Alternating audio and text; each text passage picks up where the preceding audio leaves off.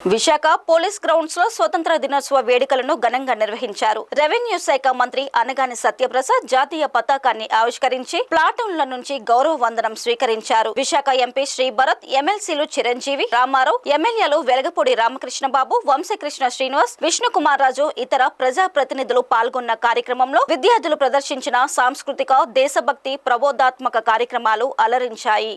ఈ సందర్భంగా మంత్రి అనగాని సత్యప్రసాద్ మాట్లాడుతూ స్వతంత్ర సమరయోధుల స్ఫూర్తితో 2047 విజన్ ద్వారా రాష్ట్రాన్ని దేశంలోనే అగ్రగామిగా నిలపాలన్న లక్ష్యంతో ముఖ్యమంత్రి చంద్రబాబు పాలన సాగిస్తున్నారని వెల్లడించారు. రాష్ట్రంలో ప్రశాంత వాతావరణం కల్పించడం, ఉపాధి కల్పన, మౌలిక వసతులు మెరుగుపరచడం తమ ప్రభుత్వ ముఖ్య అంశమని మంత్రి స్పష్టం చేశారు. 200 ఏళ్ల భారతావనిని పాలించిన తెల్లదొరలను దేశం నుండి వెళ్లగొట్టడానికి ఆనాడు ఎందరో మహానుభావులు ఎన్నో పోరాటాలు చేశారని, వారి స్ఫూర్తితో మనం ముందుకు సాగాలని ప్రజలకు పిలుపునిచ్చారు.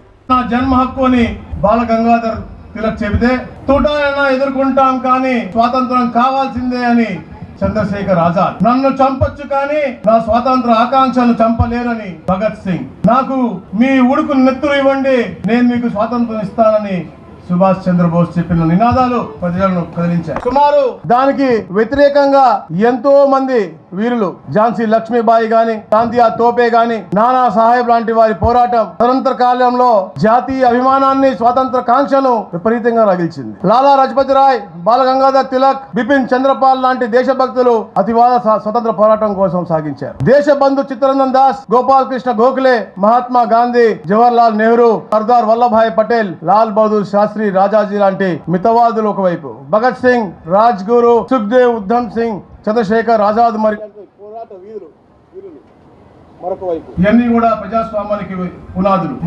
మనల్ని పాలించుకోవాలి అనే ఒక నినాదంతో సుదీర్ఘమైన పోరాటం చేశాం. బానిస సంఖ్యలను పెంచాం. ఈనాడు మనం అనుభవిస్తున్న స్వాతంత్రం ఎందరో త్యాగధనులు, అహింసావాదులు పోరాట పటిమ, తెగింపు, త్యాగాల ఫలితమే.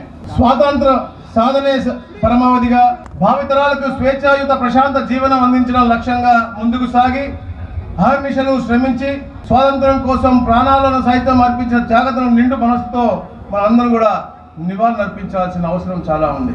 అలాగే ఏదైతే ప్రముఖ కవి గురజాడ గారు చెప్పారో, ఒట్టి మాటలు కట్టి పెట్టి గట్టి మేలు తలపెట్టబోయ్, స్వంత లాభం కొంత మానుకొని పొరుగు వానికి తోడుపడబోయ్ అనే ఒక సందేశాన్ని మనం తీసుకుని ఆచరిస్తూ విశాఖ నగరం ప్రజలందరికీ సౌకర్యవంతమైన దేశంలోని అత్యుత్తమైన మహానగరాల్లో ఒకటిగా రూపుదిద్దుదాం అని చెప్పేసి విశ్వసిస్తూ ఉన్నాము. జిల్లా సమగ్ర సర్వోముఖాభివృద్ధికి, పేదరిక నిర్మూలనకు, ప్రజా సంక్షేమానికి మీ అందరి సహకారం కోరుతూ మరొక్కసారి మీ అందరికి కూడా 78వ స్వాతంత్ర దినోత్సవ శుభాకాంక్షలు తెలియజేస్తూ మీ అందరి దగ్గర సెలవు తీసుకుంటున్నాను. Thank you. జై హింద్.